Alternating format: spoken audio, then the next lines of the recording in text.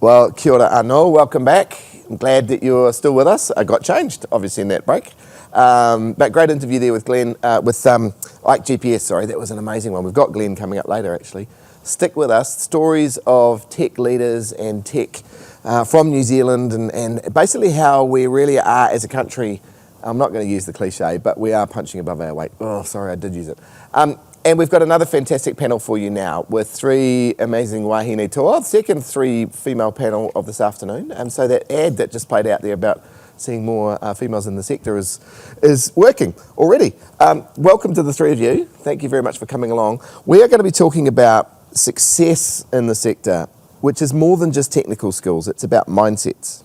And when you need to succeed or want to succeed in scaling a business, you need to have a mindset for growth and you need to think about how you're going to differentiate yourself. And it's different potentially in startups than it is in commercial businesses or in corporates. So in this session today, we want you to walk away or we'll leave this session thinking about how to bring yourself to put yourself basically at the top of any list so that you're high on the consideration. Three experts with me. First of all, Sam Plain. Sam's in the middle there. Sam is a recruiter and you're a people and culture specialist and former CEO yourself and founder.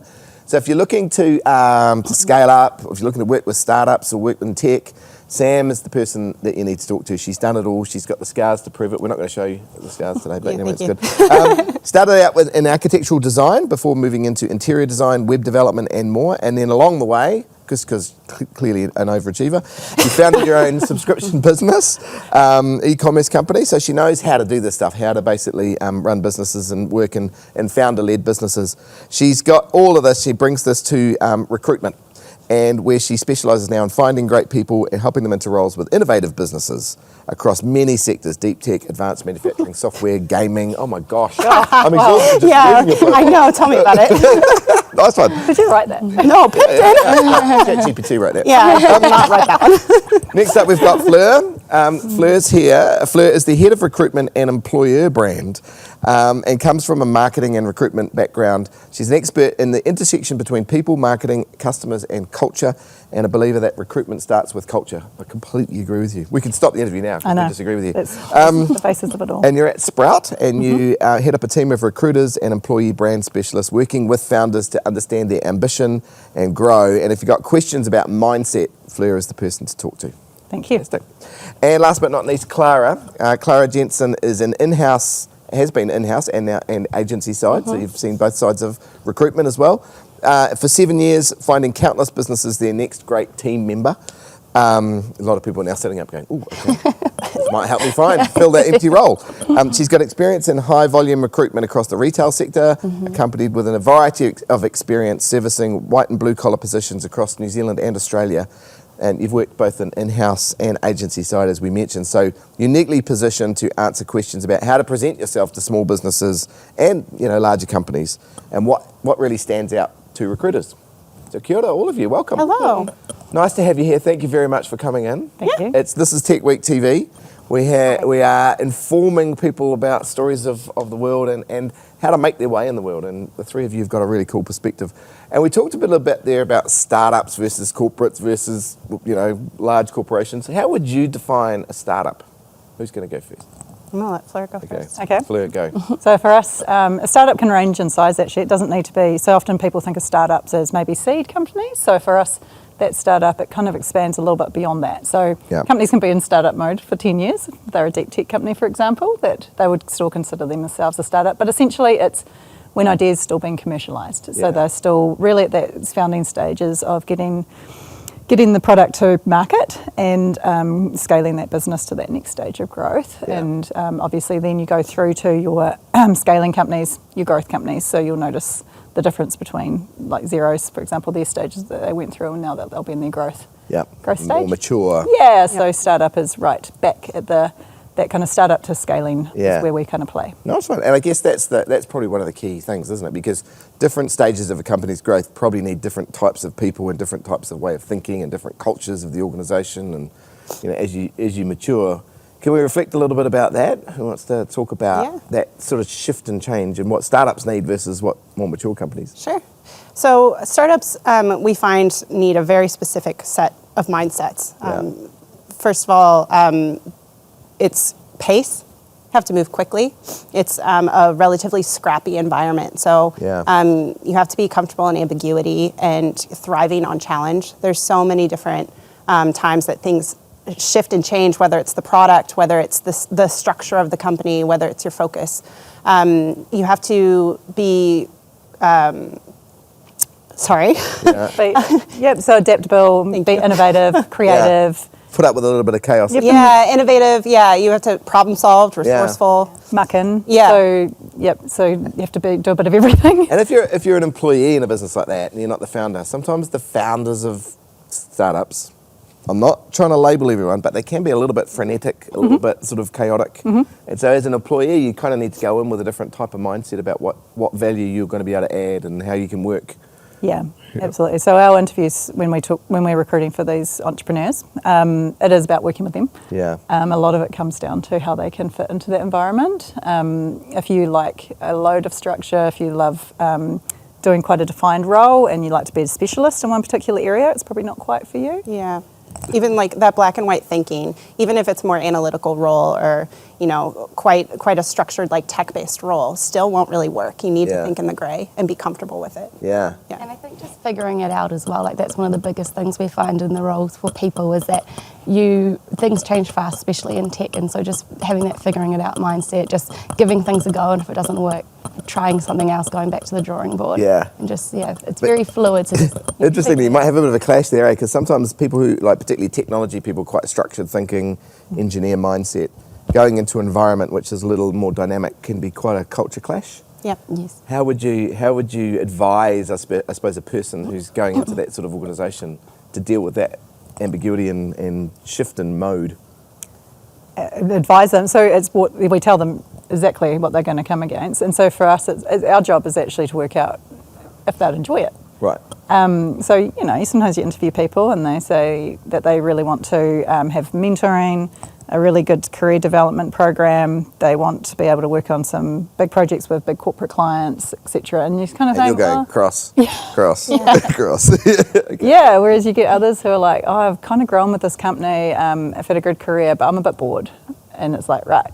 Yeah. Because you're missing out. Very different. Yeah. You're missing that creativity and innovation that comes with being in those more early stage businesses. Yeah. What about the mindsets? Like the going in with that openness, but what other kind of mindset shifts do you think that people need to have for those sort of companies? Well, I think it's been going back to that sort of being fluid or adaptable mindset too, because a lot of the times you find in startups, you're not sticking to your job description, right? You've got a job description, but you do so many things outside of that. Yeah. And so I think it's having that mindset to be able to sort of flex in between both of them, being adaptable, trying different things, helping out when needed, because especially in startup businesses, you are doing so many other things other than just what your job description says, but you're learning so much more as well, and you may get more experiences or get more chances to lead projects or systems or whatever it might be, whereas in a bigger corporate you might not get those opportunities.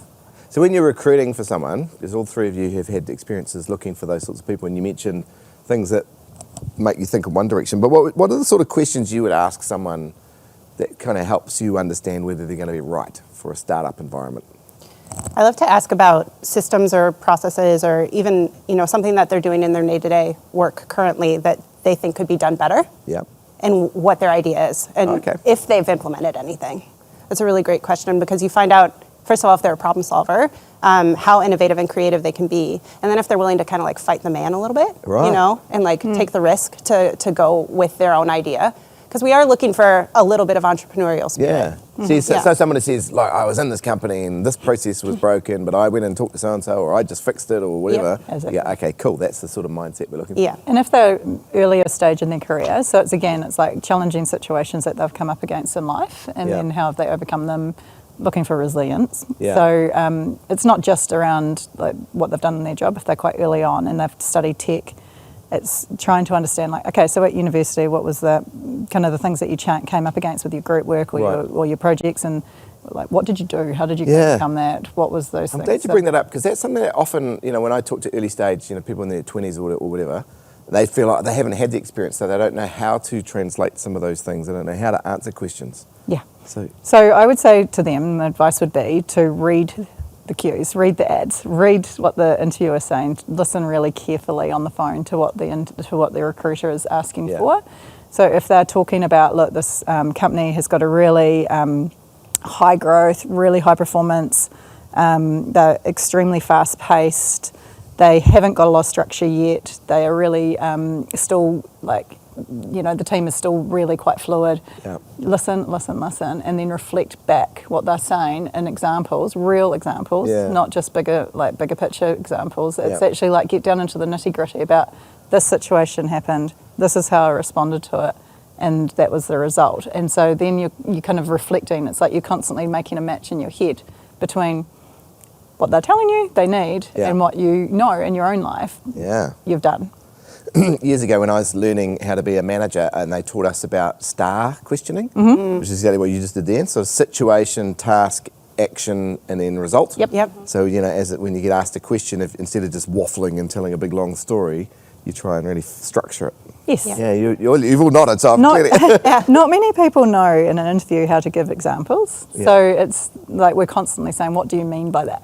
So what do you mean by that? Right. I just think that, innovation is important. Yes. Right. I'm very innovative and I'm very creative, and I understand I'm not just technical, I'm commercial with it. Well, what do you mean by that? Yeah. Give us examples. Examples of a time you showed that you were commercial, Yeah, and like we sit in on interviews with our clients, and we can help say, so tell me what you do.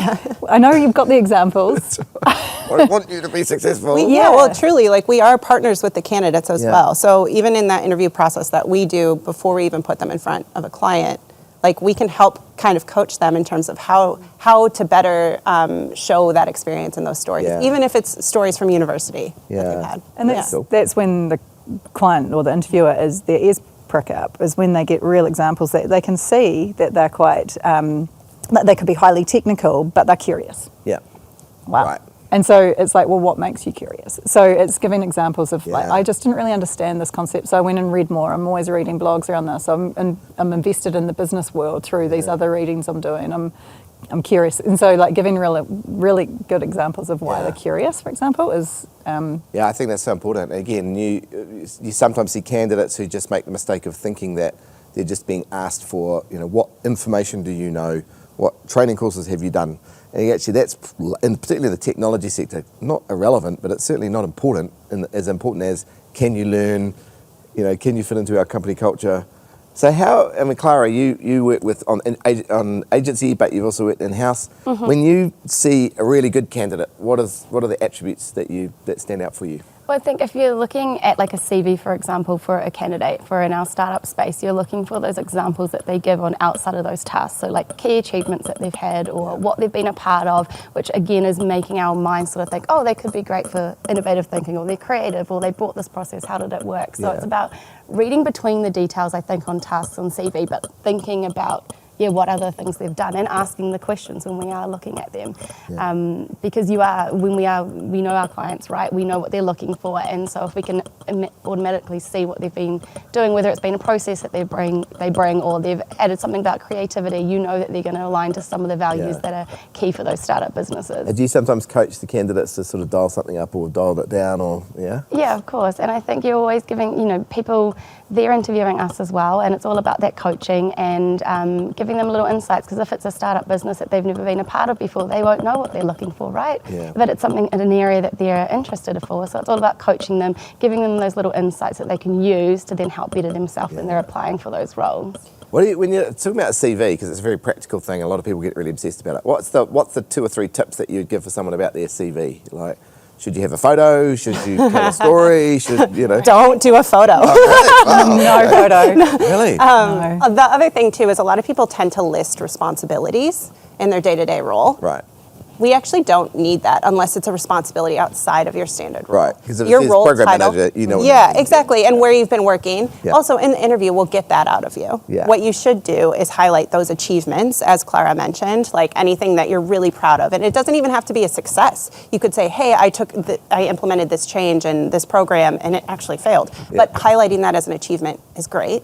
And then controversially, don't add the little circles at the bottom that say how skilled you are at something, because it's very subjective. Really? Yeah. Like the little pie chart things of 80% technical and 30%. It's on a lot of templates that you can download. Don't do it. Like it.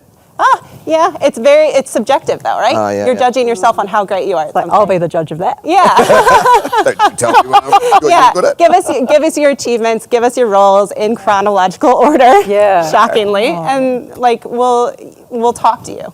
We also don't use AI or any other like ATS that scans CVs for us. We look at all of the CVs. And so we're looking Oh my God, look at this. That's why we have a job. That's why we have a job. But you're saying the same. So what you're looking for is like concise, clear, bit of white space, just a really clear, obvious that this is the right next step for them. Yeah. This suits them. Longevity would be great to see. Yeah, not 18 months, 18 But months, 18 to be months. fair, the last couple of years, it's on a lot of CVs Yeah, now. Like it's you very can't common. actually count on longevity just because everyone's bounced around because of COVID. Yeah, that's true. So we can't even use it No. really as a judge. There's some pretty short-term, a lot of short-term CVs at the moment. Okay, well that's good. That's good advice. Yeah. Now, when you're coaching, I suppose, or talking to clients, one of the issues you've got always now is the intergenerational nature of work. You know, so you've got people like my age trying to recruit people who are early career, and a bit of a clash sometimes of just generational ways of looking at the world. How do you, I suppose, coach each party on that communication gap? Clara, do you want to go first? Have you been involved in this? No, I'll hand it over to Flip. I can give you her expertise on it. You look like somebody who's tricky. definitely not my generation. It's so tricky. No, I think this is I think some older generation, younger generation, some people are compatible, right? So some people that are older are totally on board with that things have changed. Yeah. That, Woke, like me. sneakers in the workplace are okay these days, right? I know. Anyway. But aside from that, it is around, so when older people, they've got this perception like you start half an hour early, you leave half an hour late, and you work your way up a ladder. Well, within startups, it's just not like that. There is no ladder. Yeah. And so it's actually, if I was a young person and I was interviewing with somebody who was a bit older, I'd still be highlighting my work ethic. Yeah. I think that's really important to actually show how you put in that. Are you a go-getter? Are you actually somebody that really is going to stick to a task and deliver something? Yeah, they don't have a huge amount of like runway, and so it's kind of like this hire is really important for them. Are you going to be engaged? How have you been engaged in the past? So those fundamentals and basics of a good work ethic and good attitude. We talk mindsets, having a growth mindset. I found it hard. I carried on. I got back up. I've got resilience. That's the kind of thing that more older people want to hear a lot about. Yeah. That kind of stuff makes them quite excited. That's cool.